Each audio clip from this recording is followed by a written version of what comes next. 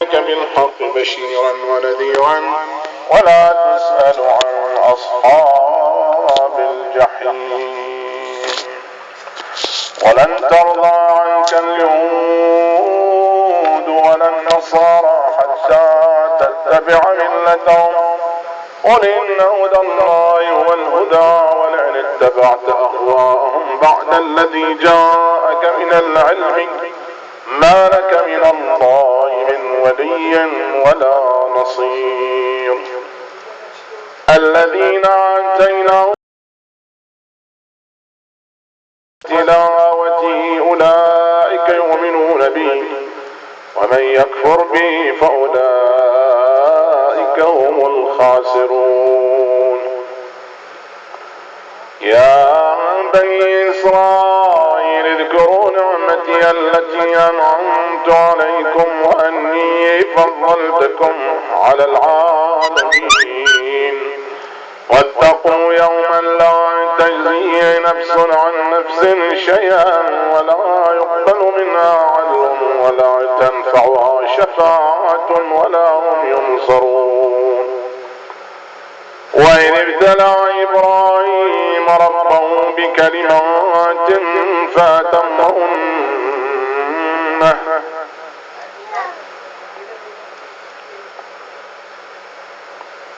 الذين آتيناهم الكتاب يتلونه حق تلاوته أولئك يؤمنون به ومن يكفر به فأولئك هم الخاسرون. يا بني إسرائيل اذكروا نعمتي التي أنعمت عليكم وأني فضلتكم على العالمين واتقوا يوما لا تجزي نفس عن نفس شيئا ولا يقبل منها عدل ولا تنفعها شفاعة ولا هم ينصرون. وإذ ابتلى إبراهيم ربه بكلمات فأتمهن قال إني جاعلك للناس إماما قال ومن ذريتي قال لا ينال عهدي الظالمين.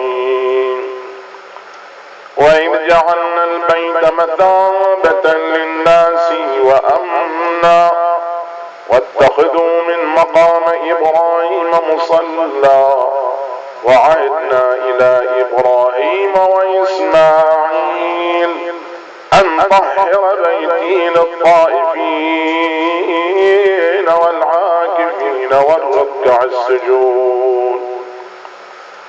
وإذ قال إبراهيم رب اجعل هذا بلدا آمنا وارزق أهله من الثمرات من آمن منهم بالله واليوم الآخر قال ومن كفر فأمتعه قليلا ثم اضطره إلى عذاب النار وبئس المصير.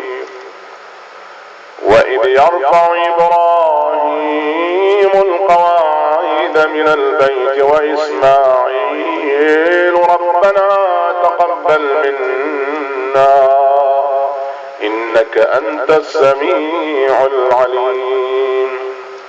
ربنا واجعلنا مسلمين لك ومن ذريتنا أمة مسلمة لك وأرنا مناسكنا وتب علينا إنك أنت التواب الرحيم.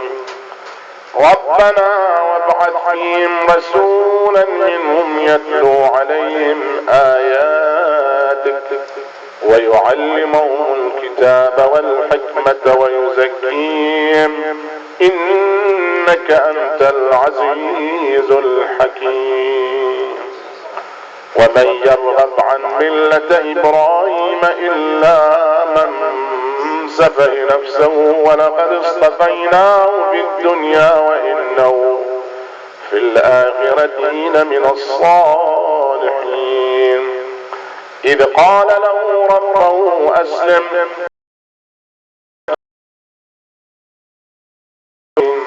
ووصى بها إبراهيم بنيه ويعقوب يا بني إن الله اصطفى لكم الدين فلا تموتن إلا وأنتم مسلمون.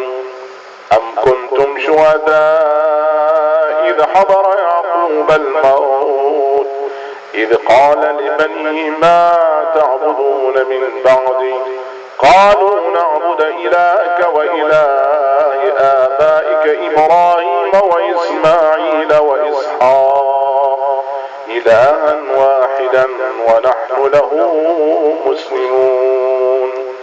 تلك أمة قد خلت لها ما كسبت ولكم ما كسبتم ولا تسألون عما كانوا يعملون. آمنا بالله صدق الله مولانا العلي العظيم. أحسنت طيب الله.